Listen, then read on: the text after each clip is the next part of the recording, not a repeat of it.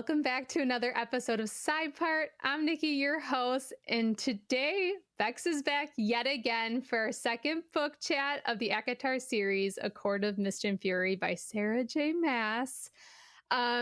We have a little bit of a schedule switch up for you guys. So after talking with Bex right before recording this, we both just kind of unpacked everything we have going on in our life. And I think our original schedule was a bit more ambitious than we really initially thought it was, because I'll be honest, I devoured these books when I first read this series in a week or less, but rereading them and trying to pull out things for a podcast episode and trying to be a really intentional reader, not just a consumer, takes a bit more time. And honestly, pretty soon I'll tell you guys what's going on in my own life, but right now I got a lot. But we want to give you guys high quality book chats with very intentional thoughts, and we don't want to feel like we're rushing anything.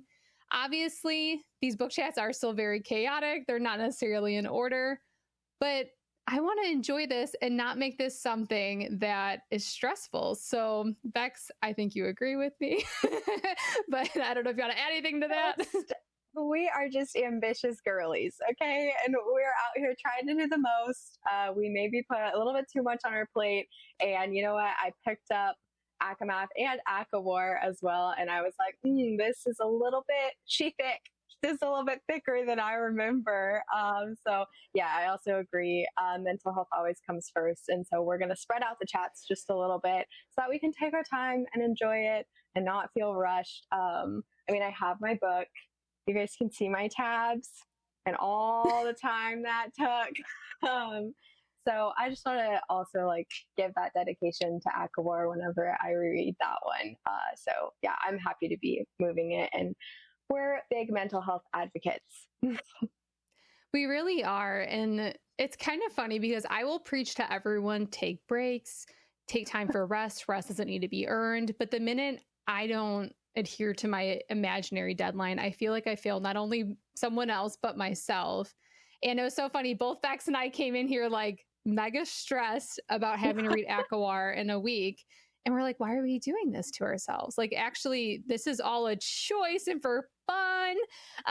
So we both made the decision to give ourselves the time and space to enjoy ACOWAR. And then thus that will translate into the episode of a nice, enjoyable book chat. Free of stress, hopefully. So without further ado, we're going to jump into our book chat for ACOMAF. There is going to be spoilers for the entire series, and honestly, maybe possibly Throne of Glass or Crescent City. So if you're not really down with that, maybe take a minute to finish ACOTAR before listening to this episode of ACOMAF. I'll be honest, this is still hands down one of my favorite books. I think there's a lot of other series since reading ACOTAR that have rivaled this series as a whole. But as far as individual books go, ACOMAF, it just takes the cake, honestly. It takes the cake. It's so good. I get so giddy talking about it because, it's just such a good book. It's such a good book. I'm literally getting goosebumps right now because I always say ACOTAR saved me during postpartum. That's not really accurate. It was ACOMAF that really pulled me out of my reading slump. ACOTAR was good enough for me to start ACOMAF, but ACOMAF was the book that was like, I'm a fantasy girly. This is my whole personality now, was book. That's so funny because this book made me realize I'm not a fantasy girly. I'm sorry. Please tell me where that's coming from. I gotta know. Yeah. I have searched high and low for another fantasy book that I have read that I have loved as much as this book. And every other fantasy book that I have tried to read, I truly have not enjoyed.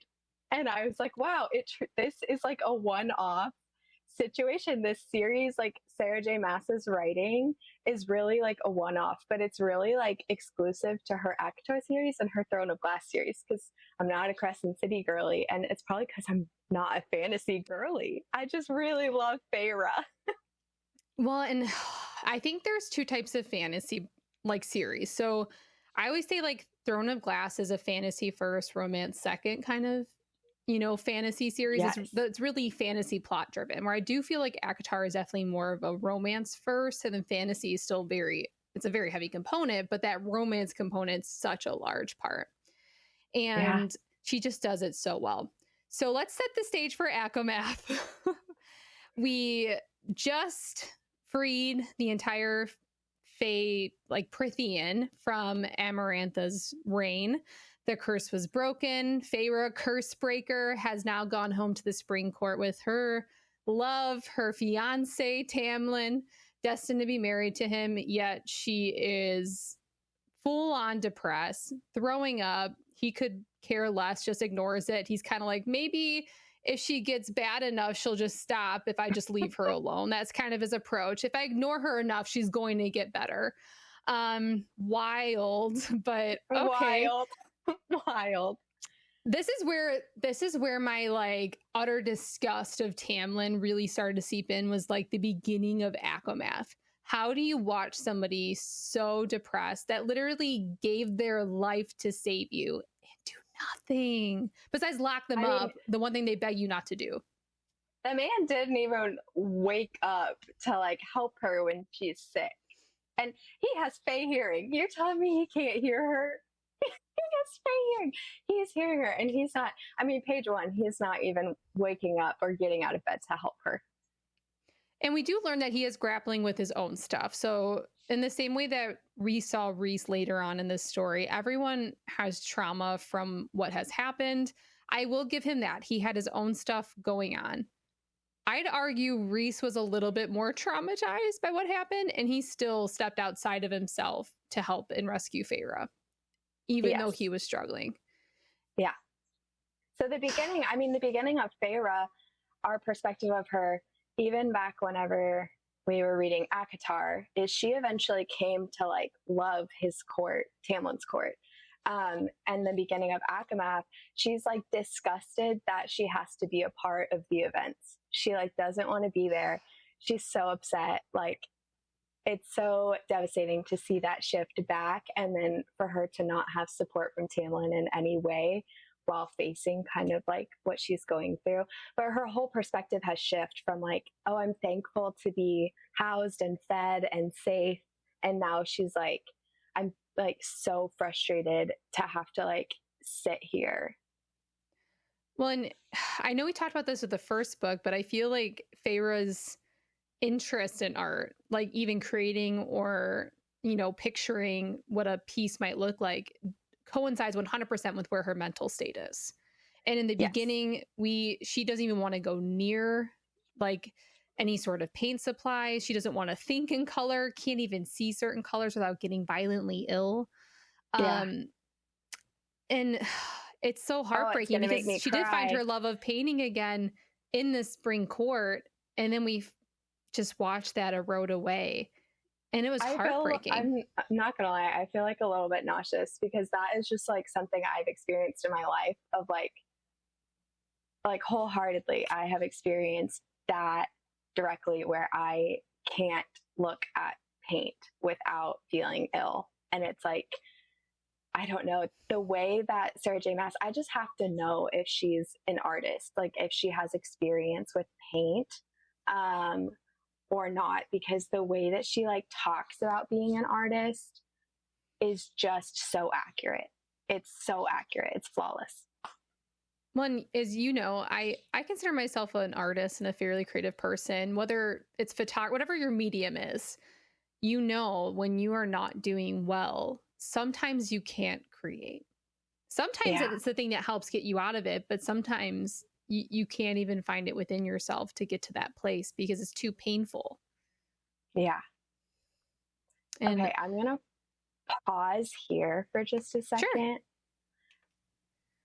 One part that I thought was really interesting was the way she viewed Ianthe in the beginning of the book, like her life raft, her bestie, essentially. And meanwhile, there was no part of me that liked this chick from like the minute she was introduced. Like even the first time I was like, it's giving Mean Girl, right? And she almost didn't want to be anywhere unless she was just like occupying this space in the room. Like, I just need Ianthe here to just tell me what to do.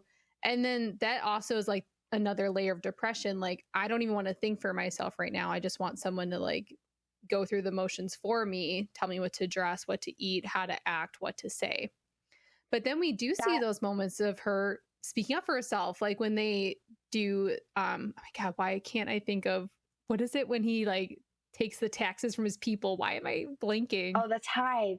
The tithe. Oh my gosh.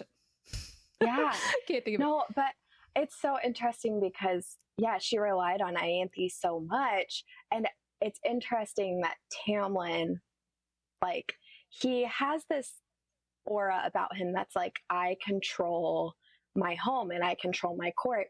So then you could beg the question of like, okay, why was he allowing, like, he trusts Ianthe and he allowed her to like lead Feyre. And if he loved Feyre, it's so confusing to me. Like, why does he trust her so much? Yes. And well, and he's like, oh, she's an old family friend that disappeared right before we all went under the mountain. Yeah. It's like, she disappeared. Where'd she go to? I'm sorry. Like, so she let you all to rot while she went to safety and then came back when it was convenient and safe for her. Interesting. And when she wanted to like make a show of it, you know, it's, and well, we know Lucien hates her. Yeah. Yeah. For obvious reasons. Yeah. And then we find out like later Rhys, like she tried years ago to basically mate with her and create this really powerful offspring. So we find out she's just a social climber. And that makes me wonder, like, does she really have no interest in Tamlin? Like, honestly. I don't know. It makes me wonder if Tamlin really does like think for himself or if he just continues to trust his like family lines friends, because his dad, Tamlin, talks often about how he doesn't want to become his father, yet he's like working hand in hand with the people who used to work for his father. So it's confusing to me. Like, he didn't want to become his dad, but then he's working with the people who worked with his dad and he's trusting them even though he didn't trust his dad. Well, we do see like the juxtaposition a lot between Rhys and Tamlin. We have two High Lords that receive power literally from a horrific event at the same time, right?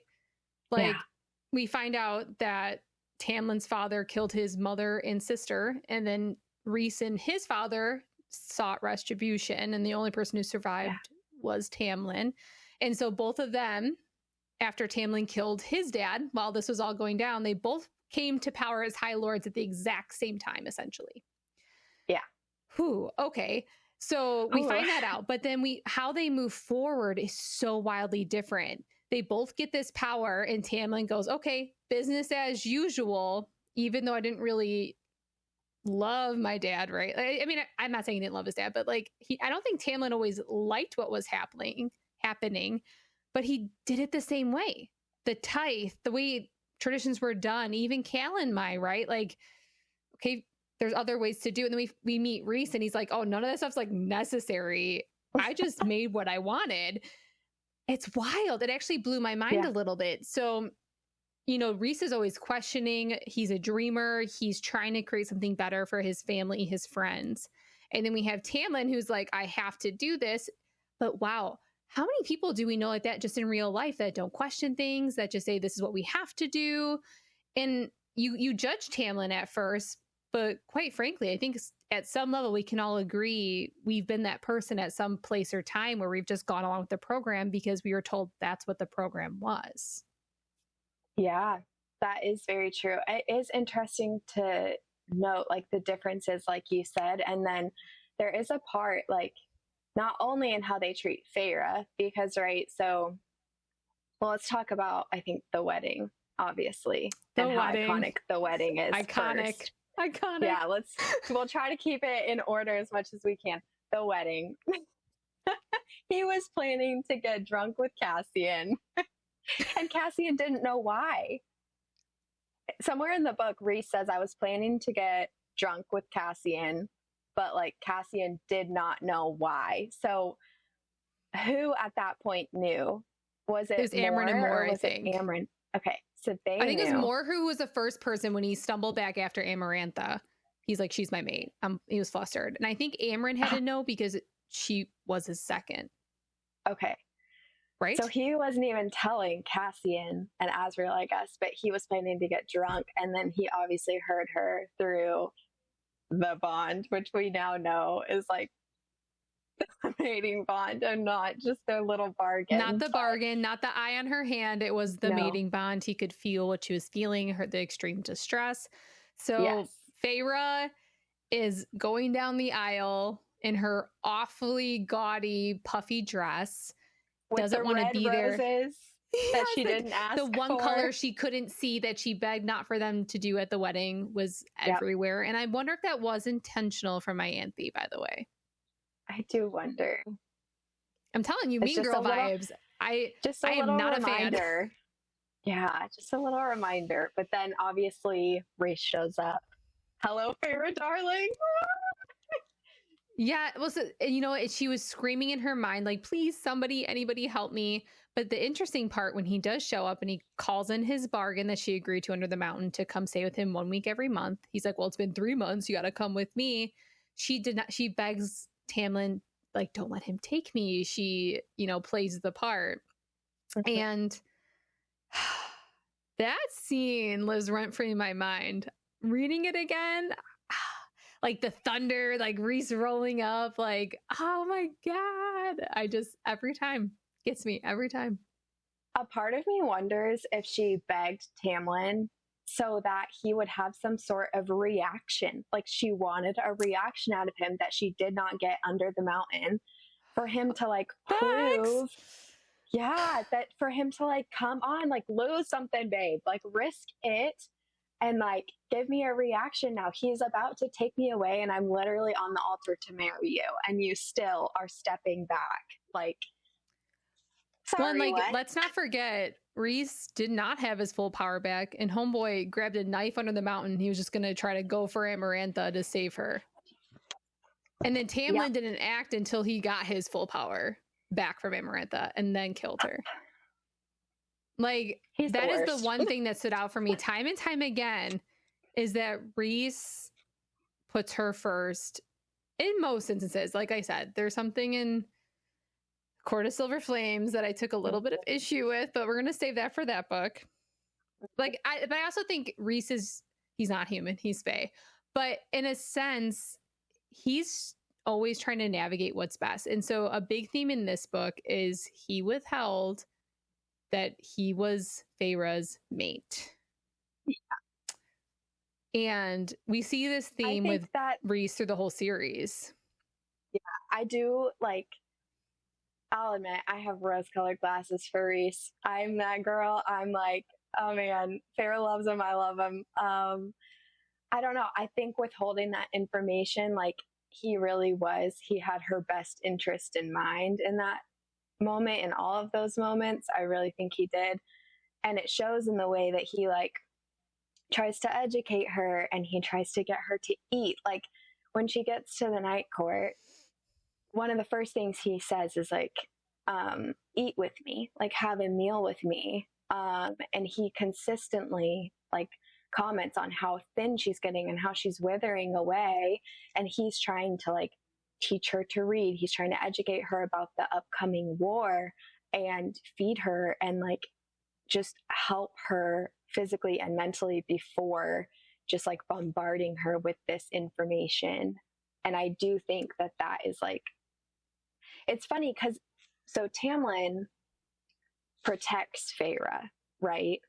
And Rhys also in the same way protects Feyre, but it's so different how they do it. Like he withheld that information until a time he thought she could emotionally handle it. Tamlin just like, I don't even know if he has her best interest in mind at all. No. I don't know. One, this is where it gets tricky, right? Because it's always better, like in life, hindsight's always 20/20, right? And I don't think Feyre was ever going to be okay with not knowing when he knew that she was his mate.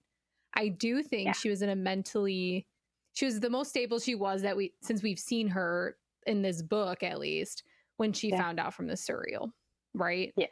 And obviously it all ended up okay. But part of me struggled with the fact that, like, poor Rhys, I feel like, is just left to bear so many things alone, but he doesn't have to.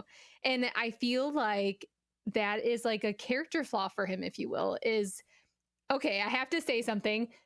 The reason Amren didn't go smite Amarantha is because Rhys literally bound them to Valeris to protect it. If they left, the wards would fall.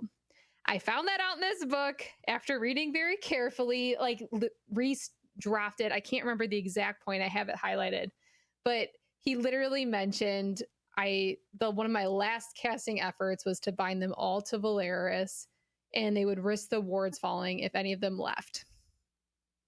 And so I answered my own question, which was lovely, but it's also another example of how he doesn't even give people sometimes the opportunity to show up for him, because he just tries to bear the burden alone. And I will say it is a character flaw of his. I mean, every character has their flaws, but I feel like poor Rhys.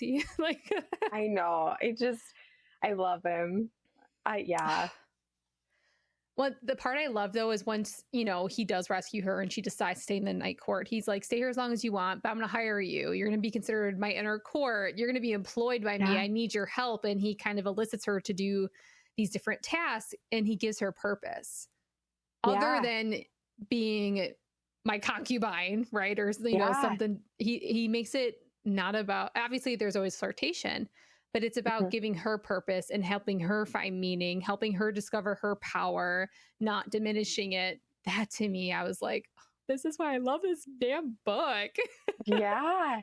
I think one of the things that really stuck out to me is that at the beginning, whenever she first comes to the night court, before she's decided and he takes her to Valeris, at first he is so like snarky to her, and he is kind of like, not mean, but he's like trying to get her mad. And as someone who has experienced, like as someone who's experienced like depression, sometimes it is literally better to feel mad than to feel nothing at all.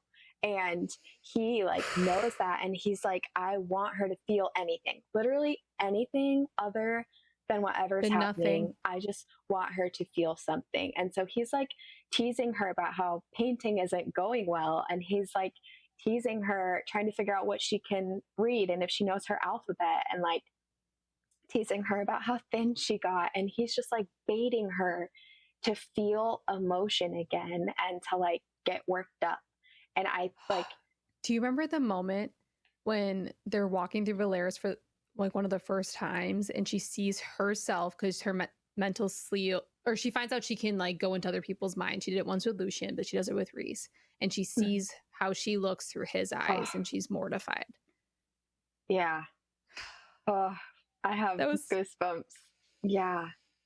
I teared up at that scene because you could just hear her anger and what happened to her. And then she's so angry at the people around, just having this great time, and not like angry that they didn't have the trauma that she did. And what she finds out later is like they have their own trauma they have to unpack by not being able to be a part of it and save the person that they cared about. And it wasn't without cost, but she has this like anger, like, how are all these people happy while I'm suffering? And man, if you've ever been in a place like that before, where you are hurting so deeply that other people's joy just triggers you, it hit me in a place I didn't know I needed healing, if you know what I mean. Like, yeah, this book hits me in pretty much every place. So let's talk about really quick whenever Feyre is about to meet Cassie and Azriel and Amren for the first time, and Rhys is like, you probably want to go upstairs. Because there is one point where Amren does walk in, like, I don't know, a couple chapters after that, and Feyre is with Rhys. And very clearly it says Amren sniffs. And like she walks in and it says Amren sniffed and looked at Rhys funny, and Rhys shook his head no. And she could smell it. That they were mates. She could smell it. And he's like, she doesn't know. She doesn't That's know. when she found out then. That had to be that it. must have been. So Moore was the only one who knew, I guess. But like At the Amryn walks in beginning. and Yeah. sees Feyre for the first time and like sniffs and looks at Rhys, and Rhys is like, cut the scene. Don't say anything. He doesn't know. Okay, I remember reading that, but like, I was thinking Amber's kind of like creepy, like drinking her blood and stuff. She's like, different blood. But I also thought she could also smell that she maybe was made like her. Yeah, that too. But it could be that. That I feel like tracks. I feel like Amryn, that girl, terrifying. But also like more respect for her now that I knew she couldn't leave Valeris. Yeah. Now that she couldn't. So one of the things we talked about Rhys employing her and giving her purpose was to be like this human ambassador, emissary. I can't remember the exact, what word did they use? I can't remember. But basically, emissary. Yeah. So like to basically be the communication piece between the Fae and the humans to help prepare them for the war. And the big goal behind this is to set up a meeting with the 6 queens to get the Book of Breathings, the other half from the humans, because it has to be given freely because it's, bound by magic that if they try to steal it, they won't be able to take it. Okay. I don't really need to go into all like the details of how that happened, but man, do I hate those women. Like most of them, they suck. They're old crazies. The only nice one was the pretty one that like left the book underneath her dress for them and was like, hey, there's something fishy going on here. But what I did love about these scenes is when we got to see like the beginnings of Cassian and Nessa's relationship start to like bloom. And when he agrees to defend her home. Oh, okay. I love Cassian. I'm sorry. I love Rhys, but I love Cassian. You're fine. I've practiced this so much. Okay, it's like a running joke with people on my page that I cannot speak about Cassian without bursting into tears. And I've really been practicing. So we're gonna get it together. Okay, we can do this. But I'm like trying not to burst into tears, which is so funny because if you've read the series, like A Court of Silver Flames, like happy, like things end up happy. But for some reason, I like cannot speak about him without just like sobbing. So I'm like, okay, can we also just, this is a little bit off track, but there's so many times I feel like either by SJM or other people that Cassian's going to go through it in the next book. And what does that mean? There's that time with like Elaine during ACOTAR, which we'll talk about, where like she's like, it won't just take that. We don't have to talk about it, but it's just Cassian to me might be my favorite book boyfriend, one of them at least. Ever. He's but Rhys is great and all, but Cassian has my heart. Okay, this is my thing about Cassian is I think so many people love Cassian for who he is to Nesta, and I've talked about this on my stories before, but I just feel like so many people love him for who he is to Nesta, but it's commonly overlooked like who he is to Feyre.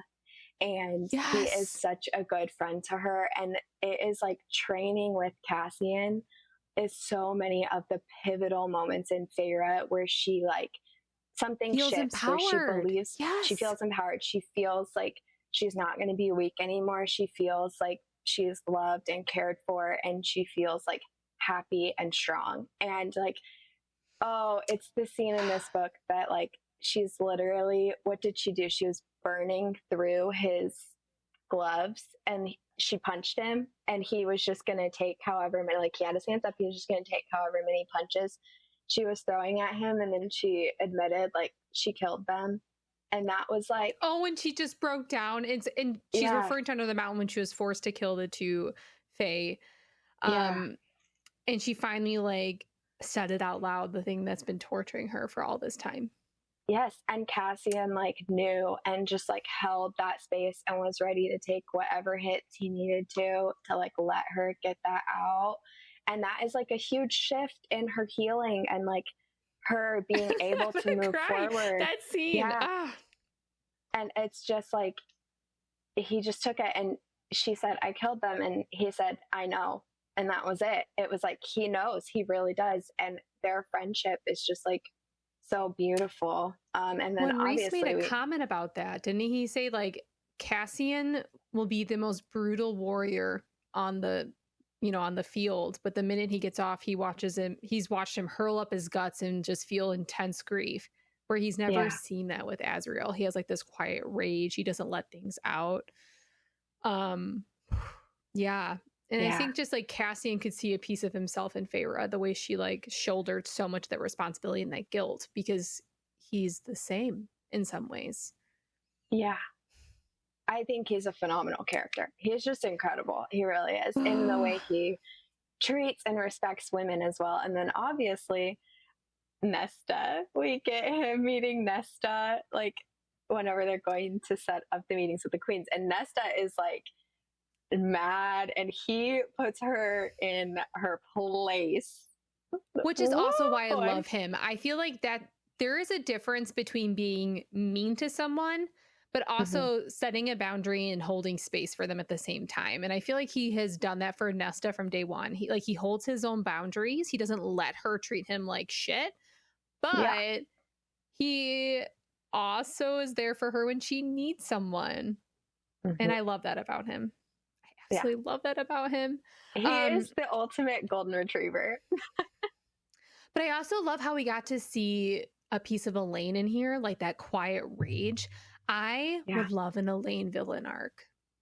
I would love for her to be not even villain, but being like her bad girl era and not be like the flowery. I don't think she's dumb. I think she was suffering from trauma, and the way she, coped, like we talked about, was very dissociative. But I think there's so much there, and I really hope we get more on Elaine. We need more on Elaine. We deserve more of Elaine. We do. One thing that I noticed about her was that all of the servants that they had employed at their house, like, loved Elaine, and Elaine was kind to them, and she worked with them. They were not in the garden, like, working alone. And I think, like, it's so funny. I misunderstood Elaine a lot, and I still do say I misunderstand her character a lot, but I think the gentle and the meek personalities are commonly overlooked as weak, but it takes an immense amount of strength to like protect that gentleness in you, especially if you've gone through that amount of trauma. Like the amount of inner strength it would take to like protect that gentleness and that love and that light in yourself to be able to continue to like see things flourish and grow in a garden, and like to try to get qualities of other people that you love to continue to grow and flourish in the midst of extremely challenging times. I just think like there's an amazing strength to her that is commonly overlooked. Oh my God, absolutely. I also think we can talk about this more when we get to ACOTAR, but we kind of see that, resistance bubbling under the surface for Elaine. At the end of this book, we find out Lucien, after Elaine's like drowned, post drowning from the cauldron, he in shock says, "Oh my God, she's my mate. Time and place, bro." And so this is like where I eat my words with Reese. Like Reese should have told Feyre right away. Obviously didn't work for Elaine. Probably wouldn't have worked for Feyre right after a traumatizing Under the Mountain event. When, if Reese told her when he first found out, I think he was just as in shock. And I feel like people come to like Lucien's defense a lot. Like, oh, he was in shock. Like it was a lot for him. Yeah. Cassian felt it snap into place pretty quick with Nesta. And for sure when she came out of the cauldron, and I don't think he said anything. Right?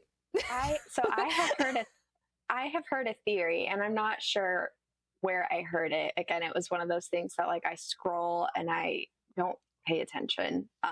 So if anyone knows who this theory came from, please tag them. I will credit them in the show notes. So just tell me if this is from somewhere, and I will edit it and give them credit. Absolutely. Yeah, I have heard this theory somewhere that Lucien was covering for Tamlin.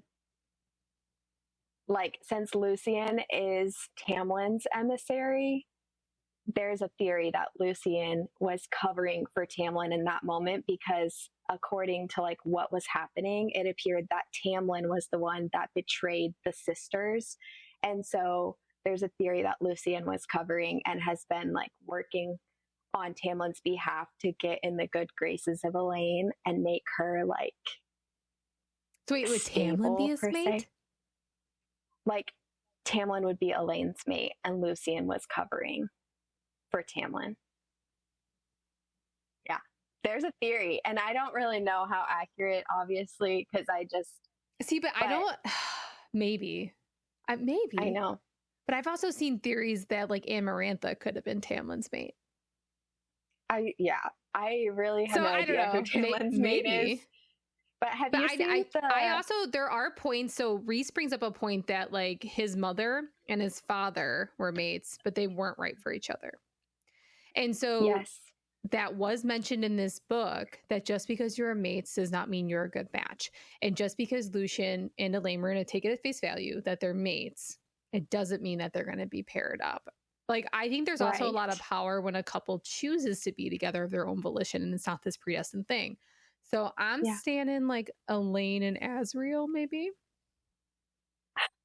I don't know. Is that I am a very, very, very hard Gwynriel stan. Oh, are you? Okay. Well, that's fine too.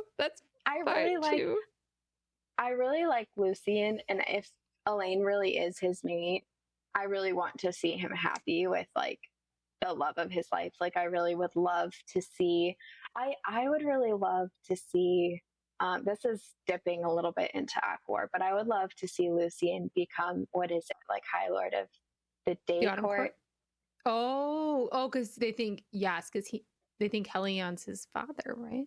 Yeah. So, and then Elaine, I think, would fit in really well at the Day Court. And then I just would really love a Gwyn and Azriel like story where I would love the backstory of Gwyn and how Azriel saved her. And like, I would love to know all of that. And I'm so interested to see how Sarah writes it though, because in an interview, like this year, I think, or maybe last year, she was saying like, sometimes I say that two characters are going to get together. And then when it comes time to write the scene, I can't write it.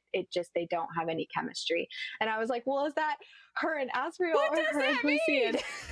I'm like, you're just giving us breadcrumbs and we are eating it all up. I mean, anything you say, there is no other author that I care this much about their random stuff that they say. I will admit, like, ACOTAR will always have this special place in my heart as a series that got me out. I will say I've read some pretty phenomenal series that rival. In some ways, I like better for different reasons. But there is something that, like, when Miss Maas says something, I'm like, what? I got to know right now. Tell me everything. I'm going to go deep dive into this. Like, there is no other author that has that level of, like, their hooks in me. Yeah. It's crazy. I mean, I know if next time her book comes out, whenever it is, whatever book it is, I drop everything. I clear my schedule. I organize childcare so I can like sit and read all day. I'm like, okay, this is an event. Yeah. Let's back up to chapter 54 and 55 because I feel like we skipped ahead to the cauldron, drowning scene. Let's back up to Starfall. Okay, yes. We're going to back it up even further. Let's talk about Starfall first. Let's talk about Starfall because, okay, chapter 55 and 54 are commonly discussed as like the chapters of ACOTAR, but Starfall is so beautiful. I think it's one of the most like beautifully written chapters in a book I have ever read. And it is also so significant in the fact that Feyre paints again. And she like realizes for the first time she painted because she wanted to and because she like felt emotion for Rhys in that moment. And it's like seeing her not be able to look at her paint to like, just being able to paint again and him like realizing what a gift it is that she did that not only for him, but like on him at Starfall with the starry glow that like ran into them or whatever. Like he recognizes in that moment how important And she smiles for him and laughs for him for the first time. She did it for Tarquin in the day court as like a ruse almost. Like she gave him that fake plastered smile and the jealousy Rhys felt. And jumping away from Starfall 1 second, I feel like they did Tarquin dirty, but we don't have to talk about that right now. Let's go back to Starfall. But I love him. Talk about that after. I love him, Your Honor. I do think they did him dirty. Do you think he would have handed the book over? Okay, so this is where I think Cressida wouldn't have let him. I think if it was up to Tarquin, I think he would. But I think his court would have convinced him not to. And I do think they made the right call.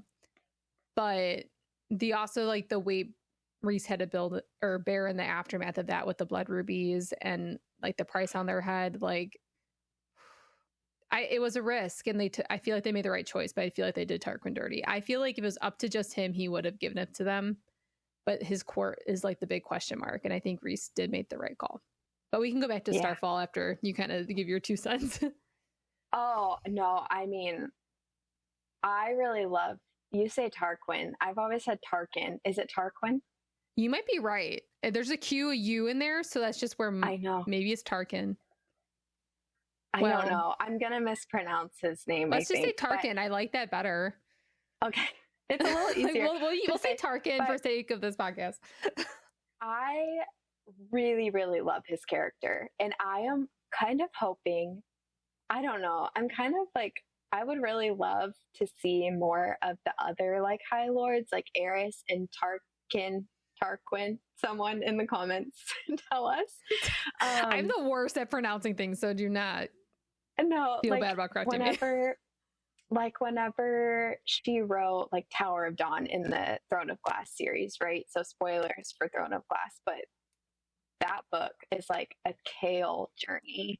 And like I would love an Aerys journey or like a Tarkin journey, because I'd love like a Tower of Dawn book for them.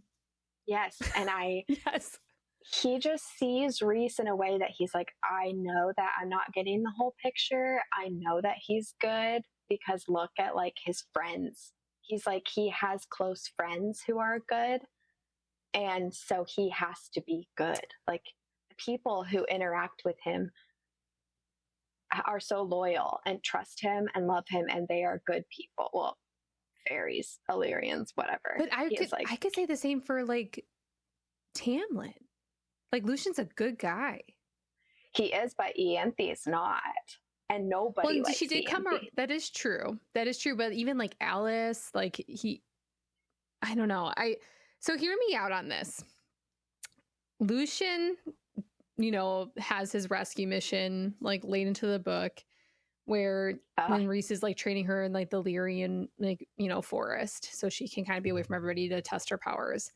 And that's where she kind of like doubles down, like, I'm not going with you. Here's my Illyrian wings. Like she uses her shape-shifting capability, which was huge because she wouldn't touch that because she got it from Tamlin. But I thought it was completely reasonable for Lucian to be like, what is he doing to your brain? You couldn't write 5 minutes ago. We didn't trust the letter you sent us. He just came and snatched you up. Like, I don't think it was that crazy for them to hatch a rescue mission. They didn't launch a war yet. But he sent Lucian to go get someone that he was in love with. It's not unreasonable to think that Rhys manipulated her mind. He did it under the mountain constantly. So this is one of the questions that's, okay, did Tamlin know prior to this rescue mission? Like, was Tamlin locking Feyre up because he knew they weren't mates, and he knew that she could ensnare a cereal and figure it out?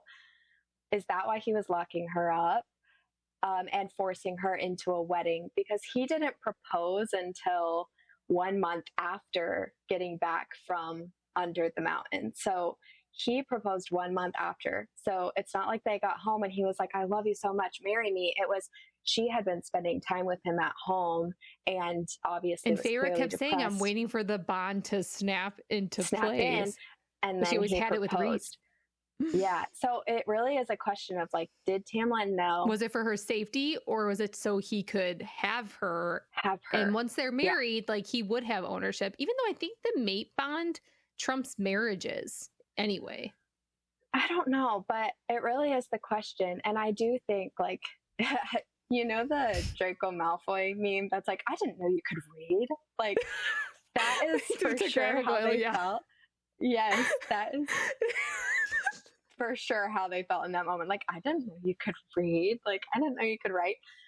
So I do think Lucian could beg some level of innocence of like, Tamlin might know, but Lucian might not. And Lucian might just be doing his job, trying to respect Tamlin, holding space. But I do think it's when he tried to grab her, I was like, okay, that is where I don't know that I believe this was well intentioned. I believe the rescue mission could have been, but whenever he saw how she was and saw her shapeshift, and he was like, what have you done to yourself? This isn't you.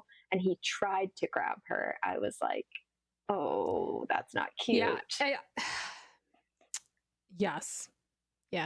I mean, yes. But I also think he could have thought she was being mentally manipulated by Rhys and that she wasn't herself, and he's trying to save her in his mind. I'm just trying to think like logically, because I do know like Sarah has said like, you know, this is all from Feyre's perspective. Like Tamlin isn't like a bad character. I think like there's so much we don't get from Tamlin. And like some people have argued he already got his redemption arc because he has helped them in ACOTAR. I don't know. I'm like 50-50. I think it's pretty shitty in the beginning of the book. I'll just be honest. But like, let's just call a spade a spade. Like, if you were my boyfriend, I would have broken up with you. So yeah, I don't know. I'm obviously not a Tamlin fan in any level, but I do think like I applaud Sarah J. Maas's writing because he's an incredibly in-depth character. All of her characters are. And I don't dislike him because he's not written well. I dislike him because she wrote him so well. And I'm like in awe of that. She is incredible at that. But I mean, obviously Lucian tries to like grab Feyre and take her back. And I don't know. I do think on his end, it could have been well-intentioned. I don't know that I believe it was on Tamlin's end. But after that scene, he didn't want to risk using his magic. So we get the lovely one bed at the inn trope.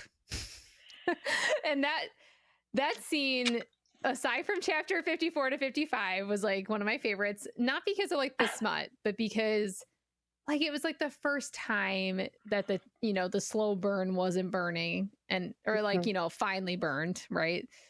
At least a little bit. And I'm just like, finally. Okay. But then after that, talk for a second? Well, can we touch for a second on the one bed moment where Rhys asks Feyre what she's looking for, and Feyre says, "I'm looking for fun and a distraction." And so like in that moment, he said later on, I wanted to tell you I was your mate in that moment.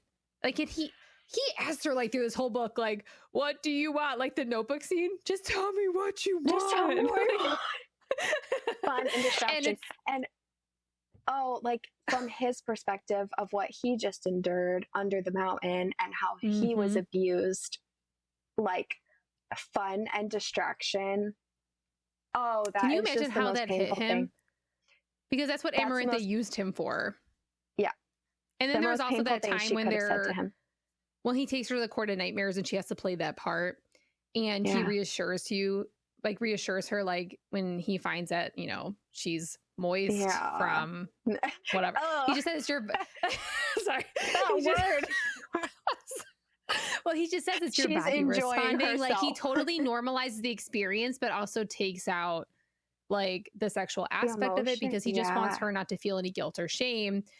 And there's also that theory, I don't know who said it, where like he's always picking lint at his clothing because he feels dirty from what he endured. And then even Feyre multiple times is like, I don't know if I want to go there with him or if he wants to go there with me because of what he had to endure. And so that is a common theme throughout her entire series, all of the series that SJM writes for characters who have endured a lot of sexual trauma. They all pick lint Lysandra picks lint off of herself. Sorry, I flicked my hair because she does that whenever Aelin is talking to her about like Wesley and her experience of how she's changed over time. Lysandra starts like doing it too. So that is like a common theme in SJM's books, and that's enough to just send me over the edge because that's too much. Why does that make me want to throw up? Oh my God, Lysandra. Yeah. So there is like Lysandra and Lydia from Crescent City. In my opinion, this might be contentious. Were like one of the most pivotal female characters that weren't the lead. Yeah. And let's be honest, Lydia carried Crescent City 3. That book wouldn't have been as great as it was without her. Like, hands down. We'll die on that hill. Sorry, Braze. I don't hate you, but Lydia. No. Okay, we digress. Well, yeah. Back to ACOTAR. Oh gosh, so I guess at some point we were talking about Starfall, but that's just what I wanted to talk about. But the stars going through the sky that they think are souls. That are going less and less each year. Yes. Do we have theories about that? I have a theory that that is a second light. And that is why there are less and less second light, like from her Crescent City series. Those are souls like being taken by the Asteri and they're traveling. And that's why there's fewer and fewer. Because they're... Yeah, that was my theory. But I don't know. Because it was such a big deal that like, this is getting into Crescent City. We don't need to go into it too much, but it was such a big deal. It was one of the major plots of one of those books that like Connor was going to be used up in a second light. And like, okay, where does that second light like go? Is it a real light? And if so, like, is it traveling across Prithian? And that's why there are fewer and fewer souls. Well, if it's also like second light from all the Fae realms across like time and space. But like you said in Prithian, they were eating the second light. They were just like not letting it go. Like, was the Asteri's like overzealousness like taking away those second lights? But then that would mean essentially that like anyone who has ever died in any of her series is not safe and could have been used up for a second light. Because like Connor... Sorry, this is breaking my brain right now. I know. So, because she has been honest that like all of her series intertwine, right? And they all do. And that she's said, SJM has said that like all of her evil forces are just named something different, but they are the same. And they're like using the same entity. And we learn in Crescent City that they were once in Prithian and blah, blah, blah. But then, so if a second light is a thing, then like, does that mean that anyone who has ever died in an SJM book could have been used up by a second light? Oh my gosh. I don't know. My baby Sam deserves so much better than that. Oh my God. So that is why Starfall, I'm like, Starfall, it's so pivotal in this book for so many reasons. There's so much imagery with it, with her smiling and painting and Reese saying, "You look exquisite." Oh, you are exquisite. But well, then even it's like the painting in chapter 54, 55. Let's talk about that painting because she paints the cabin. And there's so many memes out there that like, how dare she paint a cabin? She's a horrible painter. And first of all, like, there is not one person in the inner circle that wouldn't have told her she sucked. Like, they're all brutally honest. Second of all, I'm pretty sure, like, Reese snaps his finger, the sheets are magically cleaned. If he wanted the place cleaned, it would clean itself. Let's be honest. Yes. Like, he loved that she was finding herself, and that's how she processed through the information she was given. And it was a really beautiful moment and a huge moment for her mental health. And I think it should be celebrated, not mocked. That's just my personal opinion.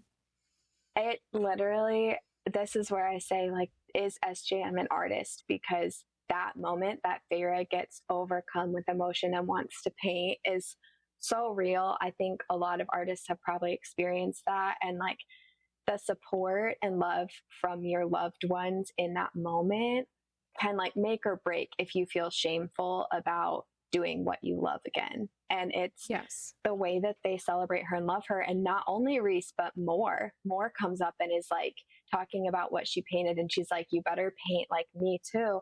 And Moore winnows away and brings her more paint and then starts to paint with her. And so they have watched her come as like a literal stick who could not feel any emotion to like, wow, she's expressing herself in her home. Like, it's not like they viewed that as their home anymore. Like, they viewed that as her home too. And like, they were happy that she was feeling comfortable enough and feeling like she had a home. And I just think that moment is so important, and people just like make fun of it all the time. And I don't know, it's kind of sad as like an artist who really does get that of like, man, if I feel happy enough to paint again. I mean, you guys have seen it. My Bookstagram has seen it. Like, I didn't paint for like 8 years and I'm painting again. And if you guys met me with like, oh, why did you think you could paint again or something, like, I probably would stop. I'd be like, oh man, but you guys have met me with such love. You guys have done for me what Reese and the Inner Circle did for Feyre. And so when people make fun of it, I don't understand that. But I know it's all in good fun probably, but people love to hate on stuff. And it's just, I love to love stuff. I don't know. I do too. Okay, so I think that's like also why I wanted to do this with you, because it's so easy to make fun of like writing and to poke fun at things. It's a lot harder to lean into like the vulnerability that the author is trying to evoke and to really like put yourself in those positions and feel those feelings and talk about them. I think there's a lot more power in that. So yeah, I'm gonna pretend we're super powerful, amazing women that are doing good work here. Yeah. But going back to those 2 chapters, I think my favorite part was like the fact that she just served him soup and like let him rant for however long and was like, okay, eat. Then eat. I cannot place a bowl of soup in front of my husband without saying it. Every single time. I mean, without fail. It could be the middle of the summer and I'm in the mood to say it, I'll make soup. Then eat. And I just slide it across the table every time. It's so fun. Incredible line from her. Just mic drop from Feyre. Then eat. Oh my gosh. Okay. I love that. That's hilarious. But obviously, I mean, we get Reese's like backstory there, and like we learn that is, I think, the most pivotal part. The smut is fine. Like, I'm the first person to admit, like, I don't hate smut. I enjoy it when it makes sense. I feel like it made sense in these chapters. But like, the biggest part for me was basically Reese spilling his guts, giving her everything he had, laying on the table, not knowing if she was going to like reciprocate how he felt. To me, that was true vulnerability. And learning the true like reason for the things he did under the mountain and like when he knew. And I just like, I don't know. And why he was like trying to evoke those emotions and how he saw her hand like painting and he like knew that she had maybe crossed the wall and he didn't know where she was. And you just like learn everything. And it's just, there just aren't really words to describe that moment of like the dots connecting. It's just like absolutely a masterpiece. Part of me wishes the book would have ended there. No, because I hate the cauldron scene. I hate it. Oh, it kills me every time. Oh, like Nesta crawling with rage out of the cauldron. Like Elaine just laying there on the floor, and then Feyre breaks the bond. Like, it kills me every time. I forgot how emotional I get during that moment. I had to like take a break. I had to go get myself a cup of ice. She said break the bond and I was like, hold please. I'm nauseous. I like need to get myself some ice. I need some water. I took some Tums. I was like, I'm physically nauseous right now. I need an acid right now. I was like, this is too much. I'm sorry. Break the bond cannot be happening. And I even know, like, I've read this book like 5 times. I like know. I know. And but like the fact that she's going back with Tamlin to the Spring Court, which we later find out from Reese that it's to basically take down the court from within, find out what he knows, kind of like infiltrate their ranks and disguise herself as being this meek woman. We do find out, now this part I love, that they had like a secret mating ceremony, so they still have the mating bond fully completed. But I do love how Amren's like, she's your mate, she's not your spy, like get her back. And he's like, she's my high lady and she's gonna do what she's gonna do. And I was like, oh, okay. Amren So I did like is that like, part, go but get her. yes. Yeah. And like that to me, like Amren was such a scary character for me, but like seeing her like get my favor back basically, I was just like, I did love that part. I love how the inner circle was like distraught and very worried about her and cared about her. And she kind of had this family show up for her that she never really had. But I really watching, we can talk about obviously when we read ACOTAR, but watching Feyre take down the Spring Court does make me a little bit sad. I don't love that part. I live for it, but I think so. This is so good. I know. I absolutely love it. I'm like, get it, girl. Go off, burn it to the ground. But you know, I just think like there's so many people Feyre loved in that court, that are going to be impacted by it. So I think my heart goes out to them. But like, I love what she does to her. Like, but I feel like this is a good place to wrap up because obviously we're going to be very excited to talk about ACOTAR. Any final thoughts on ACOMAF before we wrap up, Bex? Yeah, I think like going back to kind of like the break the bond moment, I think in that moment, it was so clear that I personally believe that one of the worst things that you can feel like in a relationship is like being afraid of your partner. And it's so clear in that moment that like she was so afraid of Tamlin. And she like knew how to play the part that she was afraid of Rhys because she had been so afraid of someone before. And it was like so devastating to see her like, I think it's one thing to be angry at someone because obviously we saw her be mad at Rhys whenever she found out they were mates and he didn't tell her. We see her be happy with Rhys and happy with the inner circle, but like seeing her afraid and acting like she's afraid is just a whole different ball game. And then obviously we know what we know, and she is all an act and she's going in as like High Lady of the Night Court playing a part, but in her bad girl era, which we all love. There is one moment where like she thinks that Lucien like knows she was faking it. Do you think he actually knows and he is going along with it, or do you think he just suspects? I think we can chat about this a little bit more than when we talk about ACOTAR, because I feel like he says and does things a lot in the beginning of ACOTAR that lets on that like he thinks something's amiss. So I'm gonna be honest, I haven't read in a while. So after my reread, I think that's a really good question. Did Lucien know? Maybe that's where we'll like pick up. I love that question though. Okay. Well, I feel like we just talked for an hour and I was like, oh man, I'm not sure how long this book chat's going to be because I'm tired and I feel like my brain's not firing. And look at that. Look at that. 1 hour it's an easy book to talk about. Yeah. And thank you all for listening to another book chat. Honestly, this podcast has brought me so much joy and really has become something that helps me pour back into myself. So one, thank you for being patient with our altered schedule. But if I'm not being a proponent of balance and mental health, then what am I even doing here? Because I'm telling all of you to do the same. And secondly, I cannot wait to dive into ACOTAR after this conversation. I don't know about you, Bex, but I'm so excited. I cannot wait. And thanks again, guys, for listening. And please don't forget to like, comment, share, and all the things. I kind of forget to list them at the end because I'm so tired by this point. But thank you for being here. Have a great day, guys.